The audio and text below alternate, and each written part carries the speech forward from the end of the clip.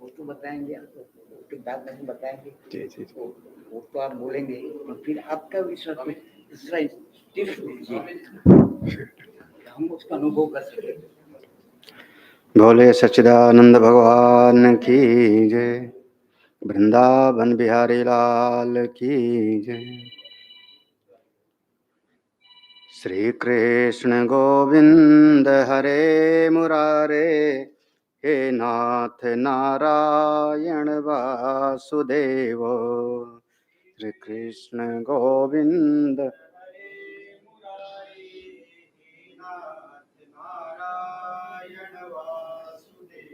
श्री कृष्ण गोविंद हरे मुरारे, हे नाथ नारायण वासुदेव।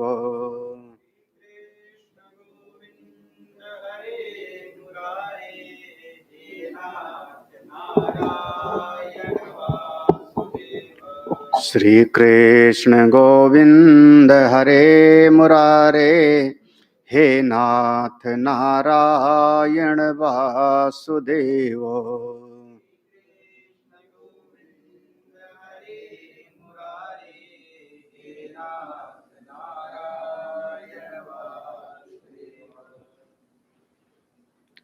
ओम सहना भवतु सहनो भुनक्तु सह वीर्यं करवावहै तेजस्विनावधीतमस्तु मा विद्विषावहै।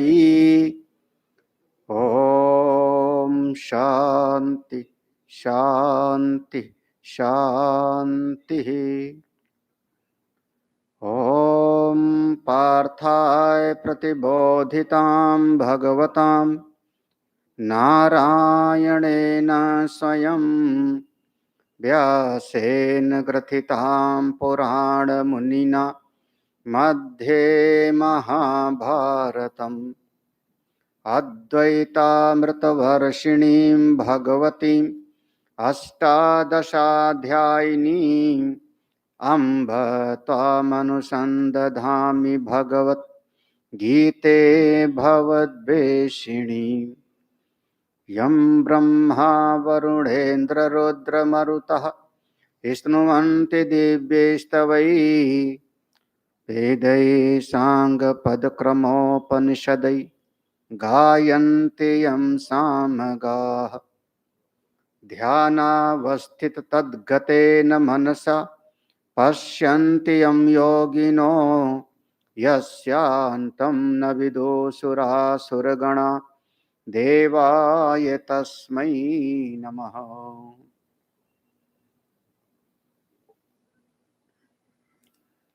दो श्लोक पढ़ते हैं हम लोग, चौथा और पांचवा।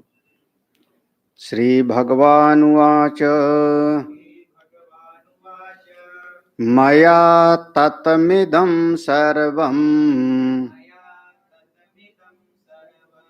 जगदव्यक्तमूर्तिना मत्स्थानि सर्वभूतानि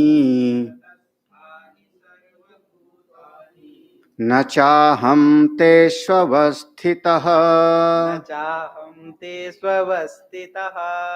न च मत्स्थानि भूतानि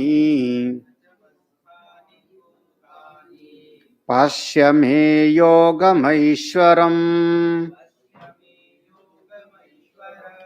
भूतभृन्न च भूतस्थो ममात्मा भूतभावनः।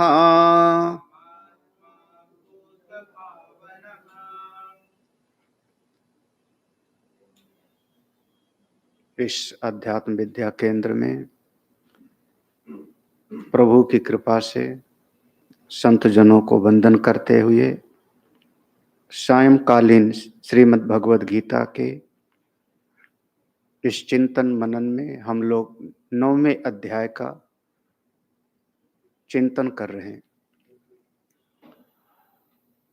9वें अध्याय का नाम दिया भगवान ने राज विद्या राजगुह्य योग।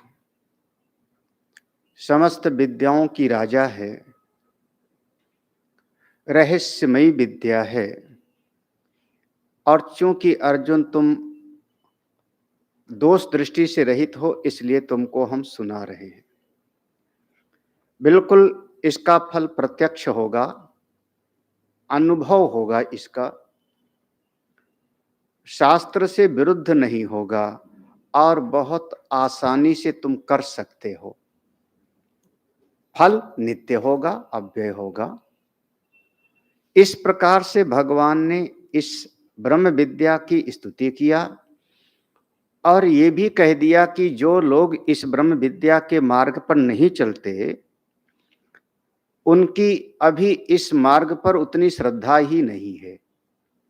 इस तत्व ज्ञान के प्रति उनकी महत्व बुद्धि ही नहीं है। इसको हमारे जीवन में बहुत उपयोगी है, ये मेरे जीवन का कल्याण करने वाली है, इस बात पर उनका ध्यान ही नहीं गया है। ऐसे लोग फिर मुझ परमात्मा की प्राप्ति नहीं कर पाएंगे, आत्मस्वरूप की प्राप्ति नहीं कर पाएंगे, परम शांति को नहीं प्राप्त कर पाएंगे और जन्म मृत्यु के संसार में निरंतर उनका आवागमन बना रहेगा। अब जिज्ञासा बिल्कुल प्रबल हो गई कि प्रभु फिर बताइए वो ज्ञान क्या है। तो आगे का जो 2 श्लोक है, चौथा और 5वां, इन दोनों श्लोक में विचार करने का 2 तरीका है, अन्वय और व्यतिरेक। क्योंकि या तो विधि मुख से तत्व का निरूपण किया जाता है और या तो निषेध मुख से। विधि मुख और निषेध मुख। निषेध मुख से जब वर्णन किया जाएगा तो नेति नेति, यह नहीं है, या नहीं है, शरीर नहीं है, मन नहीं है, बुद्धि नहीं है, ये नेति नेति के द्वारा निरूपण होता है। उसको हम कहते हैं व्यतिरेक, निषेध मुख। और विधि मुख से जब निरूपण करेंगे तो हम कहेंगे यह भी ब्रह्म है, वह भी ब्रह्म है, सब कुछ सर्वम खलु इदम ब्रह्म। ये विधि मुख से वर्णन किया जाए। तो ये दोनों श्लोक में जो चौथा श्लोक है, इसमें ऊपर की पंक्ति और नीचे की आधी पंक्ति, 3 चरण। ये 3 चरण इसको अलग दृष्टि से हम लोग विचार करते हैं और चौथे श्लोक का जो चौथा चरण है और 5वें श्लोक का पहला चरण है, इसको अलग से देखेंगे। ये 2 विभाग करो। पहली चीज तो ये, चूंकि इस अध्याय में आगे भी अभी बहुत सारा भक्ति का प्रसंग आएगा। भगवान आगे कहेंगे मेरा भजन करे, मेरी भक्ति करे, सब में मुझको जान करके मेरी उपासना करे, ऐसी बहुत बात कहेंगे भगवान। तो इसलिए पूरी तरह से यहाँ पर हम अधिष्ठान और अध्यस्त की बात हम इसको थोड़ा बाद में विचार करेंगे। पहली चीज जो है विचार करने का, यहाँ पर एक मूल सिद्धांत समझने का है। हमारे चिंतन की प्रक्रिया है, हम उसको कहते हैं कार्य और कारण का। कार्य को देख के हम कारण का अनुमान करते हैं, कार्य कारण का विवेक करते हैं। कार्य कारण के माध्यम से जब हम विवेक करेंगे तो हमारी गति उस अभिन्न निमित्त उपादान कारण तक होती है। और जब हम अधिष्ठान और अध्यस्त की दृष्टि से विवेक करेंगे तो हमारी गति फिर निर्विशेष ब्रह्म तक हो जाती है। शायद आज थोड़ा कठिन हो जाए तो घबराना मत। हाँ। जो कार्य कारण की दृष्टि है, इसमें हमको 4 चीजों पर हमेशा ध्यान रखना है। 4 चीजें जैसे इस श्लोक में आया ना, इसको ऊपर की पंक्ति का ऐसा अन्वय करो। मया अव्यक्त मूर्तिना इदम सर्वम जगत ततम। मया अव्यक्त मूर्तिना, मेरी अव्यक्त मूर्ति के द्वारा, इदम सर्वम जगत, ये सारा का सारा जगत, ततम माने व्याप्तम, व्याप्त है। मेरी अव्यक्त मूर्ति से ये सारा का सारा जगत व्याप्त। ये है ऊपर का एक अनुवाद। ये सारा का सारा जगत, इदम सर्वम जगत, ये सारा का सारा जगत कार्य है। कार्य माने जो कभी उत्पन्न हुआ। कार्य हम उसको कहते हैं जिसकी कभी उत्पत्ति हुई, और दूसरी भाषा में कह सकते हैं हम उत्पत्ति उसको कहते हैं जिसका कभी प्राग भाव था, पहले नहीं था, पूर्व में नहीं था। एक समय पर कुम्हार ने मिट्टी को लेकर के घट को बनाया, तो घट की उत्पत्ति हुई, तो घट बना, तो घट को हम कार्य भी कहेंगे, उसकी उत्पत्ति हुई। और घट का पहले था प्राग भाव, पहले घट नहीं था और अब घट की सत्ता हमको दिखाई पड़ने लगी। तो उसी प्रकार से अब यहां पर चार चीजों का ध्यान देना। जो भी कार्य होता है उस कार्य का कोई न कोई एक कारण अवश्य होता है। हाँ, निर्निमित्त इस जगत में कुछ भी नहीं होता, बिना किसी निमित्त के सृष्टि में कुछ भी नहीं होता। प्रत्येक कार्य का कोई न कोई एक कारण अवश्य होता है, भले वो कारण हम जाने या ना जाने, वो कारण हमको दिखाई पड़े या ना दिखाई पड़े। अगर हम लोग सत्संग में बैठे हैं तो इसका भी कोई न कोई हेतु तो है, कोई कारण तो है। अगर हम इस मनुष्य शरीर में आए हैं तो इसका भी कोई न कोई कारण है। तो इस जगत में जितना भी कार्य के रूप में दिखाई पड़ता है, उस कार्य का कोई न कोई एक कारण अवश्य होता है। ये पहली बात बिल्कुल बिठा के रखनी है। हाँ, कार्य का कारण अवश्य होता है, निर्निमित्त कुछ भी नहीं है। दूसरी बात है कि जो कार्य के रूप में बन गया, उस कार्य में वो कारण हमेशा अनुसूत होता है। अनुसूत माने उसमें व्याप्त होता है, उपादान कारण कह लो आप। कार्य में कारण हमेशा व्याप्त होता है, अनुसूत होता है। जैसे घट में मिट्टी अनुसूत है, घट के एक एक पोर में, घड़े के एक एक अवयव में मिट्टी वहां पर अनुसूत है। अनुसूत माने उसमें समाई हुई है। हाँ, ये दूसरी बात है कार्य कारण के विवेक में। कार्य जब कुछ होगा, जैसे घट कार्य है, तो उस घट के एक एक अंग में मिट्टी व्याप्त है, अनुसूत है। दो बात हो गई, ये हमेशा के लिए हमको ध्यान में रखना है जहां कहीं भी विचार होगा। और तीसरी बात यह है कि जो कार्य होगा वो असल में कारण ही है, कारण से व्यतिरिक्त कुछ नहीं है। आप चाहे जहां से उसको देखोगे तो मिट्टी, हमारे पास ज्ञान के 5 ही इंद्रिय हैं। आंख देख रही तो मिट्टी को, आप आवाज सुनोगे तो मिट्टी का, चखोगे तो स्वाद आएगा मिट्टी का, सूंघेंगे तो गंध आएगी मिट्टी की। तो वह जो कार्य रूपी घट है, वो कार्य वास्तव में मिट्टी ही है, कारण ही है। ठीक है, 3 बातें। कार्य का कोई कारण अवश्य होता है, कार्य में कारण अनुसूत होता है, और जो कार्य रूप में बन जाता है वो असल में कारण ही है, एक अलग से उसका आकृति बन गई, उसका एक रूप बन गया। हमने उसका काम चलाने के लिए एक नाम रख दिया कि कुल्हड़ है कि सुराही है कि घट है। और चौथी चीज है कार्य कारण के विवेक में कि अगर कार्य में से हम मिट्टी को निकाल लें तो इसको कहते हैं अविनाभाव। अविनाभाव, कार्य में से हम मिट्टी को निकाल लें, कारण को निकाल लें, तो वह कार्य नाम की कोई चीज फिर अवशिष्ट नहीं बचती। मिट्टी के बगैर घट रह नहीं सकता, अविनाभाव है।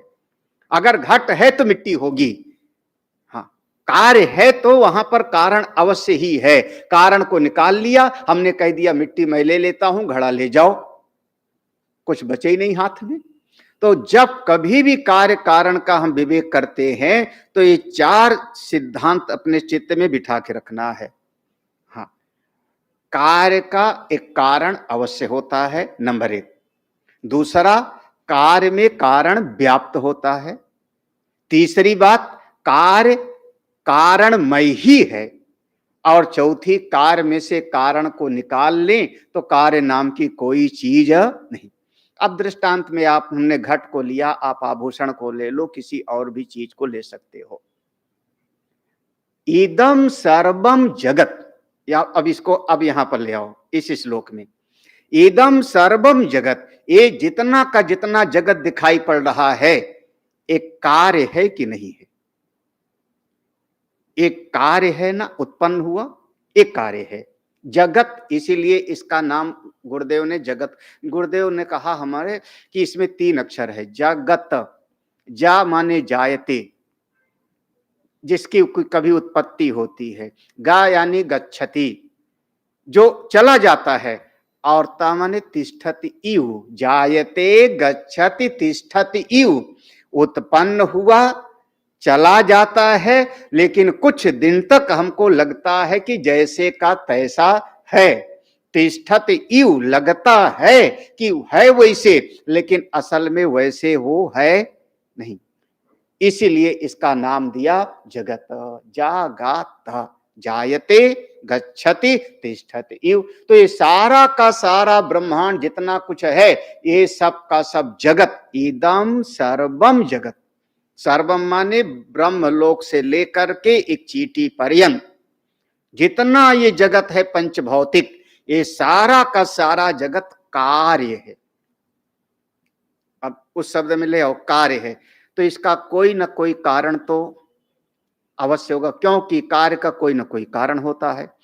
अब इसका कारण कौन होगा, कौन है, तो हम उस पर विचार करते हैं। तो अब कोई अगर कह देवे कि प्रकृति कारण है, सांख्य दर्शन ने कहा प्रकृति कारण है, प्रकृति कारण है।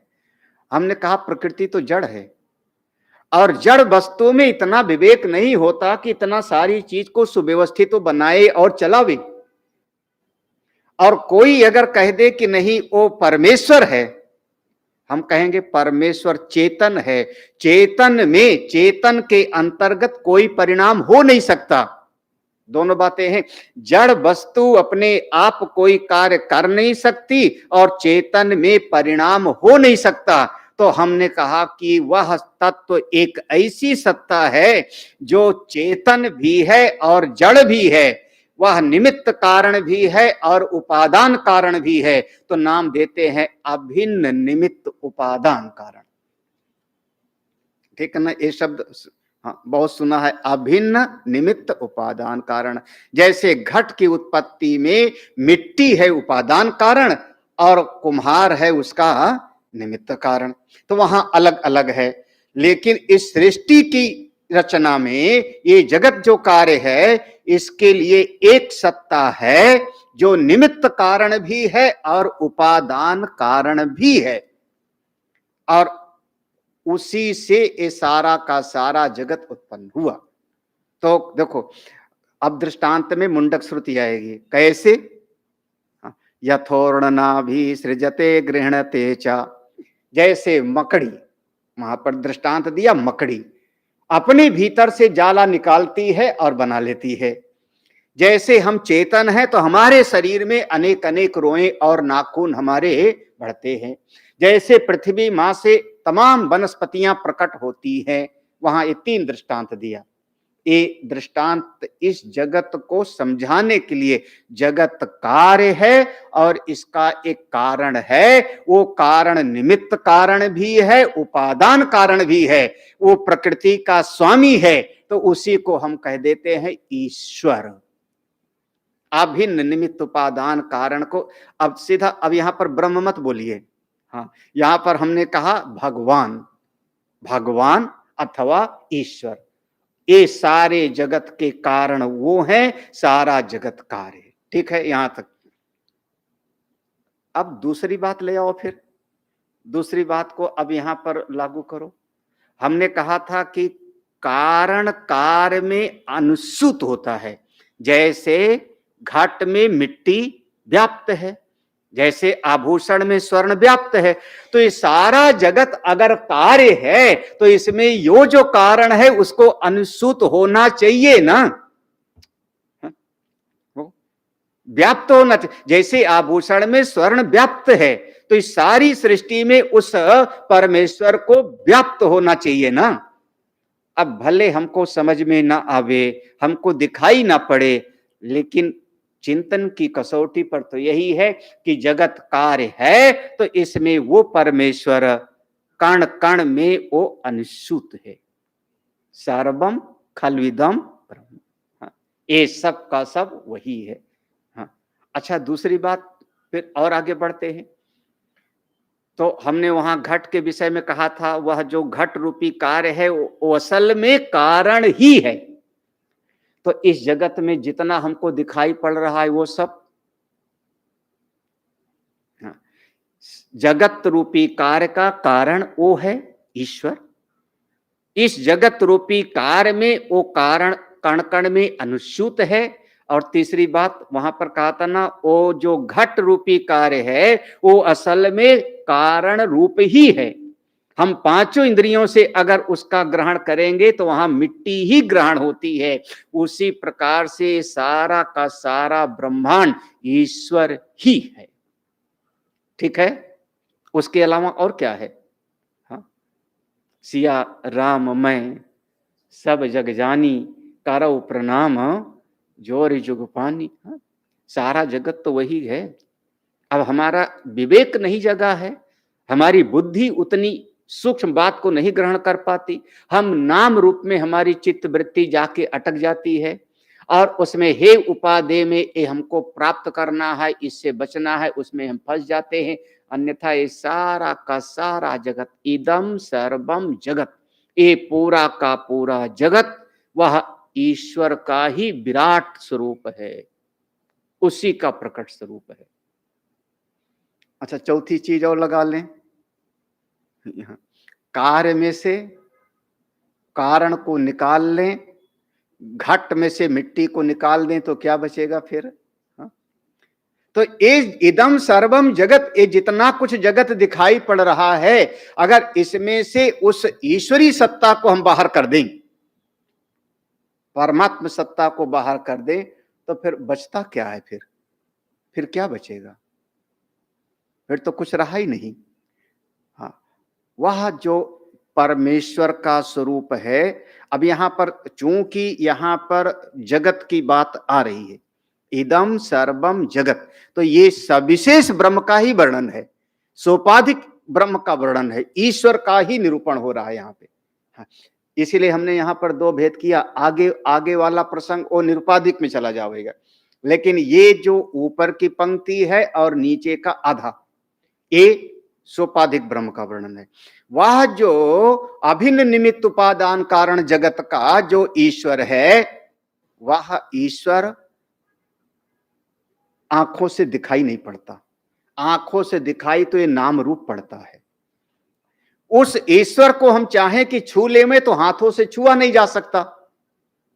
जब छूने जाते हैं तो पांच महाभूत की बनी हुई कोई आकृति हमको छूने में आती है।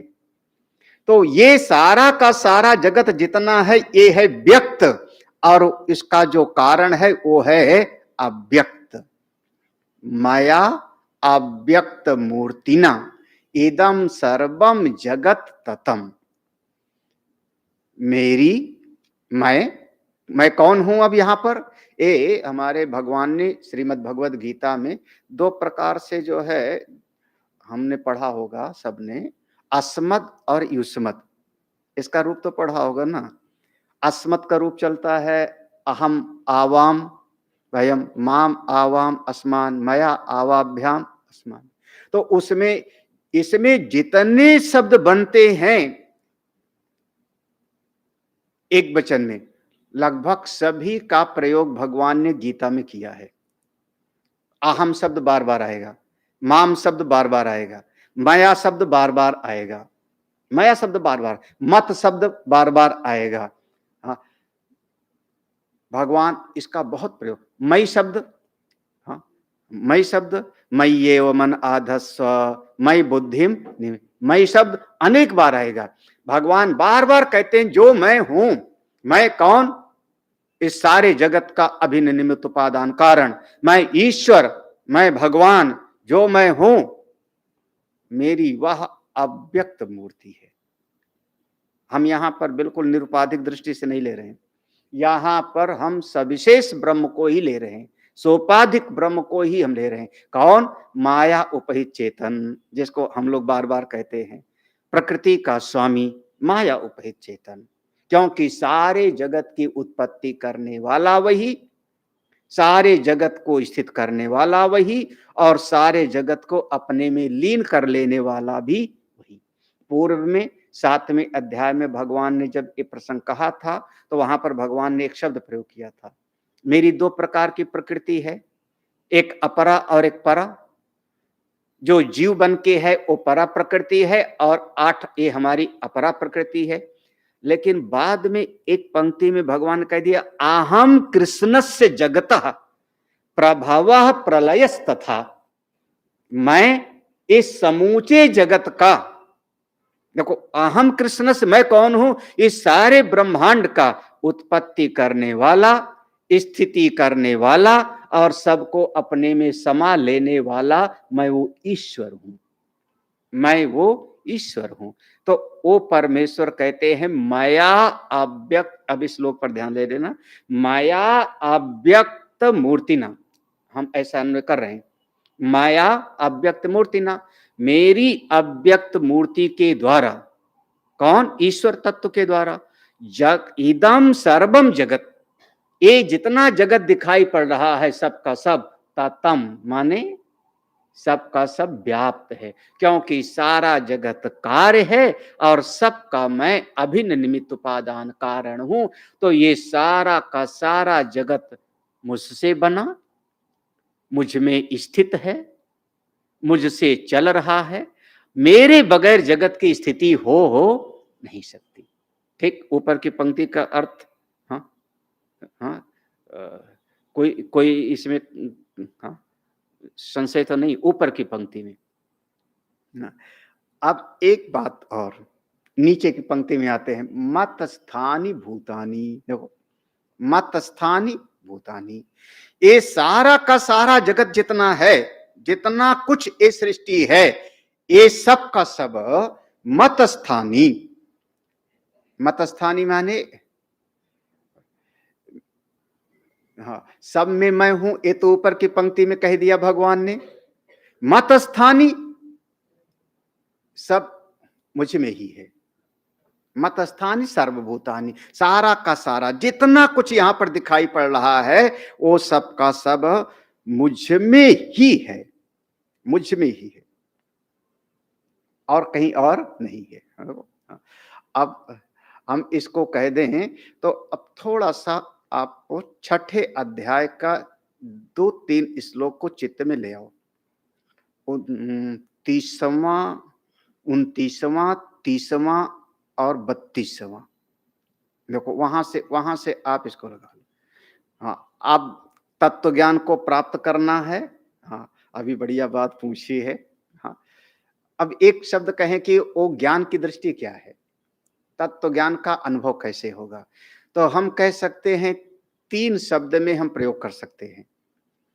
पहला ये देखो कि सब में आत्मा है और आत्मा में सब है, ठीक है चलेगा, सब में आत्मा है, ये सृष्टि चूंकि कार्य है तो इसके कण कण में आत्मा है और आत्मा में ही सब है। श्लोक पढ़ दें, 29वां श्लोक 6ठे अध्याय का, सार्वभूतस्थमात्मानं सर्वभूतानि चात्मनि ईक्षते योग युक्तात्मा सर्वत्र समद, ठीक है ना। सब में, अब ये उपनिषद में भी यह इसी भाव को व्यक्त किया गया, उपनिषद का ही भाव यहां गीता में रखा है। सार्वभूतस्थ सब में आत्मा को देखे और आत्मा में सबको देखे, देखो यही बात हो गई ना, माया सब सारे जगत में मैं हूं और सारा जगत मुझ में, क्या बात है। ठीक है? हाँ, ये दृष्टि ठीक है? हाँ, तो कोई आत्मा होगी फिर, आपसे अलग आत्मा होगी। हाँ, आप तो 3 लोक के स्वामी हो, आपसे कोई अलग आत्मा होगी। तो उसके नीचे वाला श्लोक पढ़ना। हाँ, देखो भाव वही है, लेकिन शब्द में क्या फर्क किया? यौ मां पश्यति सर्वत्र सर्वं च मयि पश्यति तस्याहं न प्रणश्यामि स च मे न प्रणश्यति। यही श्लोक है ना? हाँ? मां, यहां पर देखो आत्मा शब्द नहीं लाया, यहां क्या लाया? माम। माम माने मुझको, मुझ परमेश्वर को, मुझ नारायण को। पश्यति सर्वत्र, जो सब में हमको देखे। देखो सिद्धांत वही है, जो सब में आत्मा को देखे, आत्मा में सबको देखे। अब आत्मा की जगह लगा दिया हमने किसको? भगवान। भगवान करे जो सब में मुझको देखे और मुझ में सबको देखे, उसके लिए मैं कभी ओझल नहीं होता उसकी नजरों से। तस्य अहम ना प्रणश्यामि, उसके सामने मैं कभी गायब नहीं होता, बिल्कुल उसके लिए साक्षात मैं प्रकट होता हूं, उसके अनुभव में मैं होता हूं। वो मेरा अनुभव करता है, वो मेरे भीतर रहता है। जो सब में मुझको देखे और मुझ में सब कुछ देखे। 2 हो गया। हाँ, एक बात और, 32वां श्लोक वहीं पर देख लेना फिर से। अब ठीक है, एक बार कहा भगवान ने आत्मा में सब है और आत्मा सब में है, फिर भगवान ने कहा भगवान सब में है और भगवान में सब है, लेकिन हम तो अलग हैं, तो मैं तो अलग हूं ना। हाँ, और मैं तो बिल्कुल सुखी दुखी होने वाला। तो भगवान ने 32वें श्लोक में क्या कहा? आत्मौपौमेन सर्वत्र। अब ऐसा कोई साधक है, ऐसी दृष्टि को प्राप्त किया है, जो अपने आप को, आत्मा उपमन्यन, अपने आप को सब में देखे और सब कुछ, स्वयं को सब में और सबको अपने। देखो अब यहां पर आप विचार करो तो आत्मा, ईश्वर और मैं, ये तीनों का अर्थ एक हो गया, क्योंकि लक्षण क्या हो रहा है? लक्षण जो दे रहे हैं तीनों में घट रहा है। लक्षण वही हो रहा है ना कि सब में आत्मा, आत्मा में सब, सब में भगवान, भगवान में सब, और सब में मैं और सब कुछ मुझ में। तो इसका मतलब जो मैं हूं वही आत्मा है, जो मैं आत्मा हूं वही वास्तव में वह परमेश्वर का स्वरूप है। ये तीनों में एकत्व हो गया। जो ऐसी दृष्टि वाला है अर्जुन, वास्तव में वही ठीक ठीक जानता है, वही ठीक ठीक समझता है। मतस्थानी सर्वभूतानि, मुझ में, मतस्थानी मुझ में ही, मतस्थानी मुझ में ही ये सारा का सारा जगत स्थित है। यहां तक ठीक है? हाँ? स्पष्ट स्पष्ट हो जाए तो फिर थोड़ा सा आगे बढ़े। हाँ? देखो माया, ये श्लोक बहुत गंभीर है, बहुत विचारणीय है। मैं बहुत संक्षेप में, इसका विस्तार करना तो बहुत है। माया ततम इदम सर्वम जगत अव्यक्त मूर्तिना। हाँ, माया अव्यक्त मूर्तिना, मैं अव्यक्त हूं क्योंकि दिखाई नहीं पड़ता, इंद्रिय से अगोचर हूं, वाणी आप बता नहीं सकती, आपकी इंद्रियां पकड़ नहीं सकती, तो मैं अव्यक्त हूं, मैं व्यक्त नहीं हूं। और उस अव्यक्त स्वरूप के द्वारा मैं सृष्टि के कण कण में इदम सर्वम जगत, इसमें सब में मैं समाया हूं। आप देखते हो उसी को, उसी में चल रहे हो, उसी में सब कुछ है। अब इसको समझाने के लिए हमारे महापुरुष लोग तो अपने इस शरीर का दृष्टांत बहुत देते हैं, बहुत दृष्टांत देते हैं। हमारे शरीर में बहुत सारे जीव हैं, ना जाने कितने सेल्स हैं, ना जाने कितने छोटे बड़े शरीर में एक एक अंग में जीव हैं। कहाँ हैं वो सारे जीव? मेरे भीतर। पैदा हुए कहाँ? मेरे भीतर। उनकी संतति बढ़ी मेरे भीतर। खाए पिए, हाँ, और हो सकता है कोई ना कोई जीव हमारे शरीर में एक जगह से दूसरी जगह जाता होगा, उनका भी अपना एक समाज होगा, उनके भी अपने नियम कायदे होंगे। हमारे शरीर के भीतर अरबों खरबों जीव हैं। तो आपका एक शरीर, ये जो मेरा शरीर है, ये तो एक ब्रह्मांड है, एक ब्रह्मांड है जी। इसमें जैसे इस ब्रह्मांड में हम 600 के लगभग मनुष्य योनि में हैं, इस पृथ्वी पर 600 लगभग 600 करोड़ के लगभग में मनुष्य हैं, तो हमारे इस शरीर में न जाने कितने अरबों खरबों जीव हैं। हाँ, और हो सकता है हमारे इस शरीर में कोई एक जीव कहीं एक जगह से दूसरी जगह जब जाता होगा, यहाँ ठीक नहीं है, तो उसको बड़ी सी नदी मिलती होगी। कौन सी नदी? नस वाली। वो कहता होगा कितनी बड़ी नदी है। हाँ, कहीं हड्डी मिलती होगी तो पहाड़ लगता होगा उसको।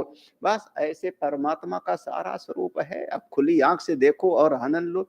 हम सब जैसे जीव मुझ में ही हैं, ऐसे हम सब उस परमेश्वर के भीतर ही हैं, उस परमेश्वर से पृथक नहीं है। हाँ, अपना छोटा सा जो हम अहम बना लेते हैं ना, एक क्षुद्र हम, वही हमारे लिए बहुत बड़ी बाधा होती है। मैं उसी का हूं, मैं उसी में हूं, उससे मैं बिल्कुल पृथक नहीं हूं, क्योंकि उसके बगैर हम रह नहीं सकते। तो यहां तक ये अर्थ हुआ। अब ठीक है इतना। हाँ, अब आगे वाला जो शब्द है वो कार्य कारण का नहीं है, अपितु अधिष्ठान और अध्यस्त का है। आप निरुपाधिक ब्रह्म को भी जानो और सोपाधिक ब्रह्म को भी जानो, सगुण को भी जानो और निर्गुण को भी जानो। दोनों बातें हैं ना भाई। कोई ना कोई ऐसा भी मेरा बच्चा है कि अगर केवल मेरा शरीर देखता है कि हमारे शरीर को उसने खूब खाना पीना दिया, वस्त्र दिया, लेकिन ऐसा शब्द बोल दिया कि मेरे चित्त को जाके चोट लग गई, जो मैं भीतर वाला हूं, तो मैं तो उससे प्रसन्न नहीं हूं ना, क्योंकि भीतर वाला जो मैं हूं वो निर्विशेष हूं और शरीर हमारा सब विशेष है। शरीर उपाधि है, शरीर का आकार है, और भीतर वाला मैं निराकार हूं। तो कम से कम दोनों का ध्यान रखे ना। और मान लो कोई मेरी आत्मा पर ज्यादा ध्यान देवे, नहीं गुरुजी आप तो आत्मा हो, आप तो निराकार हो, शुद्ध अद्वैत स्वरूप हो, चिदानंद रूप। तो अब गुरुजी को तो लगी प्यास और चेला से उन्होंने कहा कि भैया एक गिलास पानी ला। तो उनका महाराज इस सृष्टि में प्यास कहाँ, भूख कहाँ, सब का सब कल्पित है, मृग मरीचिका के जैसे है। अरे भैया तेरे इस बात को हम क्या करें? तो दोनों का ध्यान रखना पड़ेगा, इस सगुण का भी, साकार का भी, और भीतर निराकार। भीतर जो मेरा स्वरूप है उसका इस शरीर से कोई लेना देना नहीं। ये ना जाने कितनी बार ये शरीर उसने धारण किया और फिर भी वो ज्यों का त्यों है। वासांसि जीर्णानि यथा विहाय। जैसे हम न बचपन से आज तक न जाने कितने वस्त्र पहने, फट गया फेंक दिया, दूसरा वस्त्र पहने, याद भी नहीं है। ऐसे 84 लाख योनियों में मैंने न जाने कितने शरीर रूपी वस्त्र पहने। तो भीतर वाला का इससे कोई ज्यादा प्रभाव नहीं। लेकिन आज के समय में अगर किसी को हमसे बात करनी है, प्रश्न करना है, प्रेम करना है, जानना है कुछ, तो हमको दोनों का ध्यान रखना पड़ेगा, इसका भी और भीतर वाले का भी। अब उसी प्रकार से यथा पिंडे तथा ब्रह्मांडे, तो जैसे हमको अपने इस शरीर में ऐसे इस ब्रह्मांड में ले आओ। तो इस जगत को हमने कहा कार्य, तो इसका कारण हो गए ईश्वर, ठीक है ना। कार्य कारण का संबंध हमको ईश्वर तक ले जाता है, और इसके दृष्टांत ही ज्यादातर श्रीमद् भगवद गीता जी में आते हैं। इस पर बहुत विवाद है, हम अभी दृष्टांत देंगे भगवान, तो हम उस पर आपको या अभी कह दें। हमारे गीता जी पर सभी आचार्यों ने टीका किया है। रामानुजाचार्य जी ने, वल्लभाचार्य जी ने, मध्वाचार्य जी ने, निम्बारकाचार्य जी ने, नीलकंठाचार्य जी ने, मधुसूदन जी ने, सब ने टीका किया है। तो जितने वैष्णव वाले आचार्य हैं, जो भक्ति के आचार्य हैं, मध्वाचार्य जी, निम्बारकाचार्य जी, उनका बहुत बड़ा आक्षेप है, बहुत बड़ा उनका आक्षेप है हमारे भगवान भाष्यकार पर और हमारे पर, बहुत ज्यादा वेदांतियों पर। वो कहते हैं जो आप बार बार जो दृष्टांत ले आते हो, रस्सी सांप, हाँ मृगमरीचिका का जल, स्थाणु पुरुष, भगवान ने गीता में कहां दिया है? भगवान ने गीता में दृष्टांत दिए हैं, एक नहीं कई जगह पर दृष्टांत दिया है, लेकिन दृष्टांत वहां पर सोपाधिक का ही दृष्टांत दिया है भगवान ने। निरुपाधिक का दृष्टांत कहां दिया है दिखाओ, आप ढूंढो। तो वो लोग हम पर आक्षेप करते, वो लोग तो बस क्योंकि वो भक्ति वाले हैं तो वो अपनी बात को सिद्ध करते। तो आगे आएगा, यथा काशितो वायु नित्यम वायु सर्वत्र गोमा। तो जगह जगह पर भगवान ने दृष्टांत दिया है, वहां सोपाधिक का ही दृष्टांत भगवान ने ज्यादा दिया है। हमको वहां पर समझना पड़ता है अपनी विवेक शक्ति के द्वारा। अब यहां पर अगला देखो, निरुपाधिक का है। हाँ, ये चौथे श्लोक का चौथा चरण, न चा अहम तेषु अवस्थितः। अहम चा माने और समझो, अहम तेषु न अवस्थितः, संधि विच्छेद कर लेना। अहम तेषु न को यहां ले आओ, अहम तेषु न अवस्थितः। अहम माने और भी समझना अर्जुन, चा माने और भी समझो, मैं इस पंच भौतिक सृष्टि में नहीं हूं। देखो अभी अभी क्या कहा था, मैं सब में हूं। अभी अभी कहा था मैं सब में हूं और सब कुछ मुझमें। ऊपर की पंक्ति थी कि मैं सब में हूं, सारा जगत मुझसे व्याप्त है, और नीचे कहा था सारा जगत मुझ में है। अब भगवान क्या कह रहे हैं, अहम नातेषु, मैं किसी में भी नहीं हूं, मैं किसी में भी नहीं हूं। और अगली पंक्ति कहती, नाचा मतस्थानी, चा माने और भी समझना, मतस्थानी ना भूतानी, मतस्थानी मुझ में कुछ भी नहीं है। देखो मैं किसी में भी नहीं हूं और मुझ में कुछ भी नहीं। क्या बात है, देखो अब हो गया ना निरुपाधिक ब्रह्म का दृष्टांत। हाँ, अब ये निरुपाधिक तत्व का, जो शुद्ध ब्रह्म है, निर्विशेष ब्रह्म है, निर्गुण स्वरूप ब्रह्म है, वो कहता है सब कुछ चल रहा है मेरे कारण, लेकिन वास्तव में मैं किसी में नहीं हूं और कुछ भी मुझ में नहीं। बढ़िया दृष्टांत ए पूज्य स्वामी जिनसे हमने कुछ पढ़ा, स्वामी रामानंद जी ने दिया, ओंकारेश्वर के पूज्य पाद स्वामी रामानंद सरस्वती जी ने।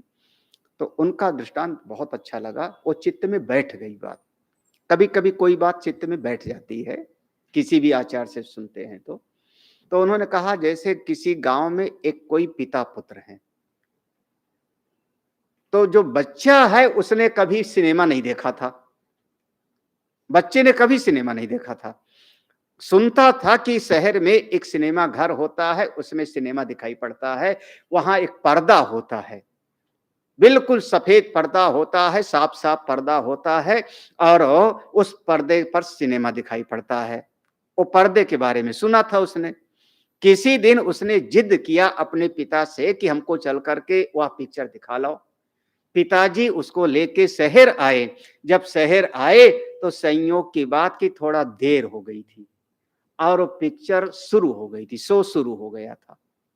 उस समय टिकट लेके वो अंदर पहुंचे, बच्चा और पिता दोनों बैठे हैं, सिनेमा चल रहा है।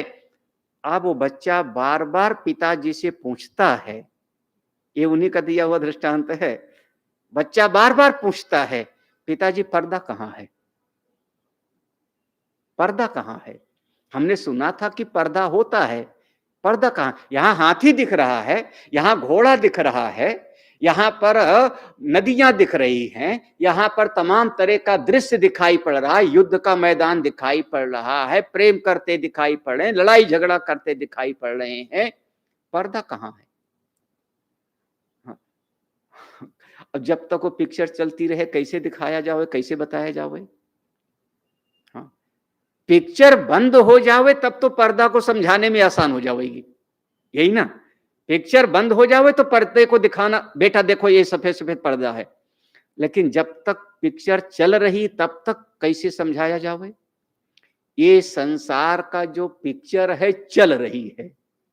हाँ, संसार का पूरा ये पिक्चर सिनेमा चल रहा है और इस सिनेमा के चलते चलते ही हमको इसके पर्दे को समझना है। ठीक है ना? हाँ, बहुत बढ़िया, वो बहुत बढ़िया जो है दृष्टांत लगा। इसके चलते चलते समझना है, यही यही विशेषता है, इसी में देरी है। हाँ, हाँ। क्या समझना है? अब वो पर्दा कहता है, पर्दा कहता है जितना कुछ देख रहे हो ना, हाथी में मैं नहीं हूं, घोड़े में मैं नहीं हूं, नदी में मैं नहीं हूं। हाँ, जो कुछ तुम देख रहे हो मैं किसी में भी नहीं। ठीक है ना? अब देखो, निरुपाधिक दृष्टि से ब्रह्म स्वरूप से अगर विचार करो तो सारा जगत उसमें नहीं है, सारी सृष्टि उस ब्रह्म के ऊपर आभासित है, केवल प्रतीति मात्र है, वास्तव में उसमें नहीं। अच्छा, न च मत स्थानी भूतानी, तो उस पर जो दिखाई पड़ा पर्दा, पर्दे पर कोई पानी लेके आ रहा था तो पर्दा गीला हो गया। हाँ? पर्दे पर कहीं आग लगता हुआ दिखाई पड़ा तो पर्दा जल थोड़े गया। पर्दे पर कोई और दृश्य दिखाई पड़ा, तलवार चलते हुए, खून बहते हुए, तो पर्दा क्या खून से लाल हो गया? तो पर्दा कहता है जितना तुमने देखा वो सब का सब मुझ में बिल्कुल उसका संश्लेष नहीं है, बिल्कुल उसका संसर्ग ही नहीं है, अछूता हूं मैं उससे। दोनों बातें हैं। जितना तुमने दृश्य देखा है किसी दृश्य में मैं नहीं हूं और किसी भी दृश्य से मेरा कोई संसर्ग भी नहीं। हाँ, न चमत स्थानी भूतान। अब अगर वहां पर्दे पर घड़ा दिख पक्का चिपक जावे तो फिर अगला वाला जो सीन आएगा, अगला वाला दृश्य आएगा, तब कैसे दिखेगा? हम लोगों का जागदा एक संत बढ़िया बात कहते थे, संतों की बात, वो कहते थे अपने चित्त को दर्पण के जैसे बनाओ। महाराज श्री तो उनका प्रार्थना यही थी ना, विश्वम दर्पण दृश्यमान नगरी तुल्यम निजांतर्गतम पश्यन आत्मनि मायया बहिर्योद यथा। तो ये चित्त अपना दर्पण के जैसा बनाया हमने। दर्पण के सामने जो दृश्य आया बिल्कुल दर्पण ने दिखा दिया ज्यों का त्यों, और जैसे वो दृश्य सामने चला गया वो दर्पण बिल्कुल निर्लिप्त है, उस दृश्य से उसको कोई लेना देना नहीं है, बिल्कुल अछूता है। हम लोगों का चित्त वो दर्पण की बजाय वो कैमरे की रील जैसे बन जाता है, पुराने जमाने वाली। हाँ, पुराने जमाने में जब कैमरा होता था तो कैमरे की रील पर जो है वो क्लिक करता था तो तस्वीर आती थी, और कभी मान लो वो घुमाना भूल जावे और उसी पर 10 बार क्लिक करने लगे। हाँ, और पुराने जमाने में पिक्चर जब फोटो खिंचवाते थे तो एक निगेटिव देता था असली। हाँ, बिल्कुल भूत जैसा उसमें लगता था मैं। हाँ, सबने देखा होगा, काला काला बिल्कुल भूत के जैसा, और कई बार लगता है कि वही असली है क्या। कहते हैं ना कि मशीन तो सही सही दिखाएगी, तो मशीन दिखा रही तो असली तो वही होगा फिर। हाँ, बिल्कुल वो निगेटिव वैसे होती थी। तो अगर उसी पर 10-25 हमने पिक्चर ले लिया तो वहां सब गड्ढमड्ढ हो जाता है। हम लोगों का जो अंतःकरण है वो कैमरे की रील जैसी हो गई, हर एक दृश्य से हम चिपक जाते हैं, दर्पण के जैसे हम नहीं बन पा रहे। जिस दिन अपने अंतःकरण को हम दर्पण के जैसे बना लें, जिस समय जैसा व्यवहार आया वैसा किया और बिल्कुल धो पोंछ के बराबर। सामने किसी ने कोई आकर के उसने प्रणाम किया, आशीर्वाद दिया, किसी ने कोई प्रश्न किया, उत्तर दिया, किसी ने कोई बात पूछी, समझा दिया, और जैसे गया अपने आप को बिल्कुल निर्द्वंद अपने उस ब्रह्म स्वरूप में अवस्थित हो जाओ। वही आपका असली स्वरूप है, दर्पण के जैसे। वह सिनेमा का जो पर्दा है, भगवान कह रहे हैं मेरा वो जो ब्रह्म स्वरूप है। अब यहाँ पर मैं देखो, अभी सोपाधिक नहीं कह रहा हूं, अभी निमित्त उपादान कारण नहीं कह रहा हूं। कौन है? जो निरुपाधिक है, जिसको हम ब्रह्म कहते हैं, जो मेरा शुद्ध चेतन है, वो कैसा है? वो कह रहा है कि ये सारा का सारा जगत जितना कुछ भी था, ये सब का सब जो बना चल रहा है, मैं किसी में नहीं हूं। अहम न तेषु अवस्थितः, इनमें किसी में भी मैं नहीं और कुछ भी मुझ में नहीं। न च मतस्थानी भूतानि, मतस्थानी भूतानि ना, मेरे भीतर और कुछ भी नहीं। अर्जुन, अगर देखना हो तो यही मेरा योग और ऐश्वर्य। पश्य, अनुभव करो, दोनों दृष्टि से, दोनों तरीके से विचार करके अनुभव करो। यह सारा का सारा जगत भासित है उस निरुपाधिक ब्रह्म पर।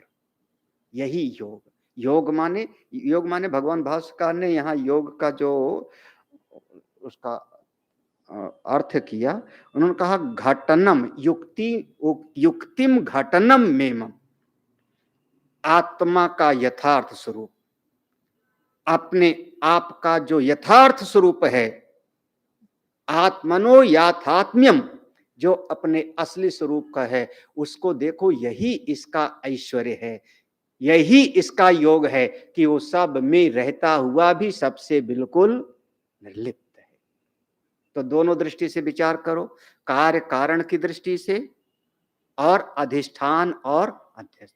वह ब्रह्म अधिष्ठान है और उस पर सारा जगत अध्यस्त है। ठीक है, अब एक देखो, दो दृष्टि हो गई, ब्रह्म आत्मा अधिष्ठान है और अनंत कोटि ब्रह्मांड जितना कुछ है उस पर अध्यस्त है।